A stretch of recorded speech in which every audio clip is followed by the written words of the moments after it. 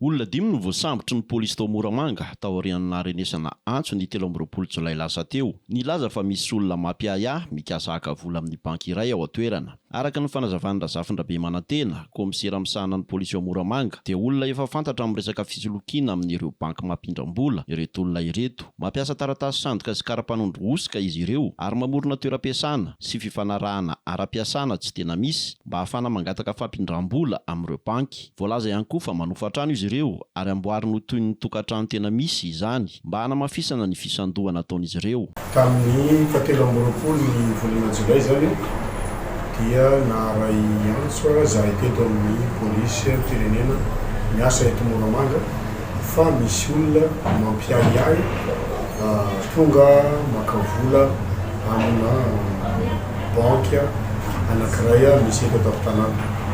Izy io zany dia fa maro ny banky vola reny no iarana fisolokiana sy zavatra misy. Tsy niandriandro moa zany zay teto polisy firenena Moramanga fa tonga dia nange nijery ny fotony sy nanao mivilam-pandrika rehetra mahakasika an'ireo olona reo dia tratra ambodiongo tamin'izany ny mpivady anankiray izay fomba fiasan zareo zany dia manao taratasy sandoka, karapanondro sandoka, boky mpisoratana, boky mpiankonina sandoka, contrat de travail sandoka, toeram-piasana sandoka, dia manofa trano koa izy ireo asina entana dia vizite ny mpampindram-bola moa ny trano rehefa avy eo dia voamarina fa misy entana misy trano dia mahazo vola izy ireo. Rehefa nahazo ny vaovao ny polisy dia nametraka velam-pandrika ka nahafana ny sambotra olona 5 izay ahina ho anisan'ny tambajotra mpisoloky. Araka ny fanazavana hatrany dia mbola misy ireo mpiara-miasa amin'izy ireo izay karohina. Tombanana ho vola tsy latsaky ny 10 tapitrisa ariary no kasain'ity vondrona ity alaina tamin'ny banky. Mitoy ny fanadihadiana ataon'ny polisy mba hamatarana ireo olona hafa mety ho tompon'antoka sy tena alehibe ny fisolokiana nataon'ity tambanjotra ity.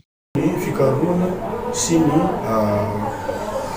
angom-baovao nataonay teto amin'ny polisy nasionaly dia tratra teto Moramanga ireo olona reo ny 17 ny volana Jolay dia nitoy amin'ny tratram-bodiongo azy izay nitoy ny fanarahana, ny fitahana, ny namany hoe alevina anjara volanareo dia nanomboka teo ny fisamborana dia nahazo olona anaky 5 izahay, misy vehivavy misy lehilahy izy ireo dia nandraisana ifepetra ihany koa ny trano izay ametrahan zareo ny entana zareo satria ny entana iny ihany no afindran zareo rehefa avy eo rehefa avy mahazo vola reo findra toerana hafa reo dia manao findramam-bola manaraka indray efa betsaka be ny toerana na banky efa nazahoan'izy ireo vola ary vola tsy latsaky ny misy sasany